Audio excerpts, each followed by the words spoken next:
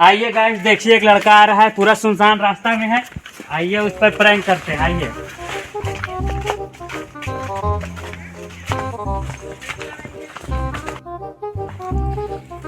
बाबू रुको तो, कहाँ जा रहा है? जा रहे थे उधर। क्या नाम? नाम रोशन। रोशन। हाँ हेलो, प्रणाम सर। एज कितना हुआ बाबू? 15 साल है सर। नशा वशा करता है? नहीं करते नशा पशा। नहीं सर, एकदम लग रहा है एकदम तंदुरुस्त है सर। क्या सर? कहाँ सर, कहाँ लेकर आना? उठा पकड़ो इसको, पकड़ो इसको। ले चलो पकड़ो एक लड़का बैठा भैया, छोड़ दीजिए भैया, कुछ ना होगा।